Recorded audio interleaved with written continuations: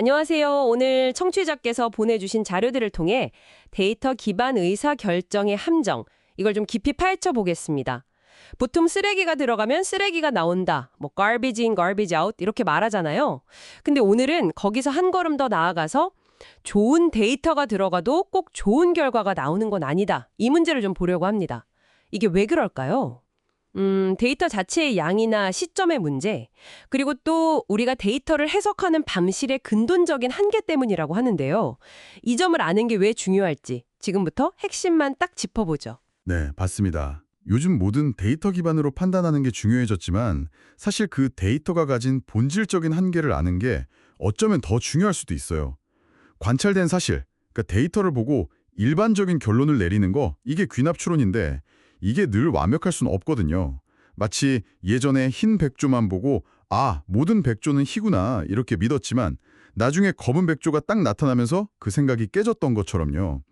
우리가 보는 데이터는 언제나 전체의 일부일 뿐입니다. 아, 그렇군요. 자료에 나온 그 AI 스타트업 사례, 그거 흥미롭던데요. 수천 개 데이터만으로 95% 정확도다. 이렇게 홍보했다고요. 언뜻 들으면 뭐 엄청난 것 같은데 이게 왜 문제가 될 수 있는 거죠? 그게 바로 데이터의 양적 한계 문제입니다. 수천 개 데이터만으로는 실제 세상의 그 다양한 모습들 있잖아요. 예를 들면 뭐 지역별, 연령별, 소비 패턴별 이런 복잡한 고객 특성들을 제대로 다 담기가 어렵습니다. 결국엔 과적합, 영어로 오버피팅이라고 하죠. 그러니까 학습 데이터에만 너무 딱 맞춰져 버려서 정작 새로운 실제 데이터가 들어오면 예측을 잘 못하는 거죠. 실제로 이 스타트업도 서비스 내놓고 나니까 정확도가 확 떨어졌다고 하거든요. 이게 표본이 전치를 대표하지 못하는 그 전형적인 과소표진 문제입니다. 아, 그러니까 정확도 숫자 자체보다도 그 숫자를 만든 데이터가 얼마나 실제를 잘 반영하느냐, 이 대표성이 훨씬 중요하단 거군요. 그럼 데이터 양만 늘린다고 끝나는 게 아니겠네요. 데이터가 아무리 많아도 이게 또 너무 오래되면 문제가 될 수 있겠다. 이런 생각도 드는데요. 특히 AI처럼 막 빨리 변하는 분야에서는요. 네, 정확합니다. 그게 바로 데이터의 시간적 한계죠. 자료에 그 10년 경력 AI 박사님 얘기 나오잖아요. 그게 딱 좋은 예입니다. 10년 전에 주로 쓰던 기술들, 뭐 예를 들면 SVM 같은 거요. 그런 거랑 요즘 쓰는 트랜스포머나 대규모 언어 모델 같은 건 아예 근본적으로 달라요. 뭐 하드웨어, GPU 성능부터 다루는 데이터 규모, 학습 방식 자체가 완전히 바뀌었거든요. 근데 과거 경험에만 의존해서 내가 해봤어 아는데 이런 식으로 접근하면 최신 기술 흐름 놓치고 잘못된 판단 내리기 쉽죠. 뭐 금융시장 데이터나 SNS 트렌드처럼 데이터의 가치가 정말 순식간에 떨어지는 그 반감기가 아주 짧은 데이터도 많고요. 그렇군요. 양적으로도 충분하고 대표성도 있어야 하고 또 시간적으로도 최신이어야 하고. 근데 이것만으로도 부족하다고 하셨죠. 우리가 데이터를 해석하는 방식 자체에도 한계가 있다고요? 네, 맞아요. 바로 귀납적 추론의 불완전성 때문입니다. 우리가 아무리 데이터를 많이 모아도 그건 뭐랄까 현실 전체의 딱 일부 조각일 뿐이죠. 우리가 보지 못한 부분 때문에 언제든 예측이 틀릴 수 있다는 그 가능성을 늘 안고 가야 합니다. 그리고 또 흔한 오류가 데이터상에서 두 가지가 같이 움직인다고 해서 상관관계, 하나가 다른 하나의 원인이라고 단정짓는 거예요. 인과관계. 이것도 정말 흔하게 발생하는 실수고요. 이야, 정말 생각할 게 많네요. 그럼 이런 데이터의 양적, 시간적, 그리고 추론 방식의 한계들을 어떻게 좀 다루어야 할까요? 자료들에서 몇 가지 방법들을 제시하고 있던데요. 네, 핵심은 그 한계를 그냥 외면하는 게 아니라 명확히 알고 관리하는 데 있습니다. 첫째로 데이터 확보와 관리인데요. 무조건 많이 모으는 것보다 우리가 풀려는 문제의 복잡성을 고려해서 충분하면서도 대표성 있는 데이터를 확보하는 데 집중해야 합니다.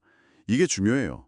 그리고 지속적 학습, Continual Learning, 그러니까 모델이 새로운 데이터를 계속 배우게 하고 또 MLOps 체계, 다시 말해서 데이터 관리부터 모델 개발, 운영까지 전 과정을 효율적으로 관리하는 시스템을 통해서 데이터와 모델을 항상 최신 상태로 유지해야 하고요.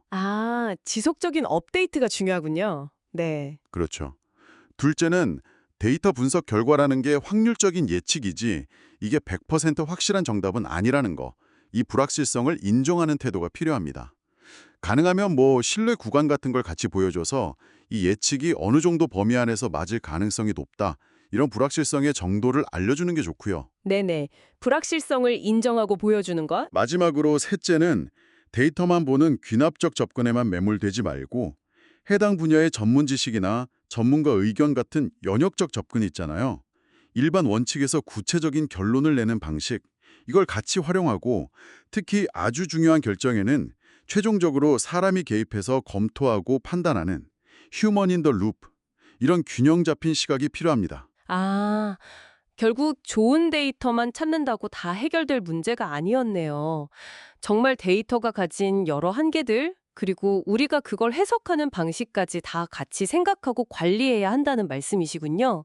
오늘 저희는 청취자께서 보내주신 자료를 바탕으로 데이터와 귀납적 추론이 가진 어떤 본질적인 한계들을 좀 살펴봤습니다. 단순히 쓰레기 데이터 문제 이걸 넘어서 왜 좋은 데이터조차 완벽한 예측이나 결정을 보장하지 못하는지 그 이유를 아는 게 중요하다는 걸 알 수 있었네요. 네, 그렇습니다. 데이터가 정말 넘쳐나는 시대잖아요. 이럴수록 그 화려한 데이터 이면에 숨어 있는 한계를 좀 냉철하게 볼 수 있는 시각이 중요해지는 것 같습니다. 오늘 나눈 이야기들을 바탕으로 앞으로 청취자 여러분께서 접하시는 수많은 데이터 기반 주장들을 보실 때 이 주장은 어떤 데이터에 기반한 걸까? 그 데이터는 충분하고 또 시혜적절한가? 혹시 상관관계를 인과관계로 착각하고 있진 않을까? 이런 질문들을 스스로 한번 던져보시면 어떨까요?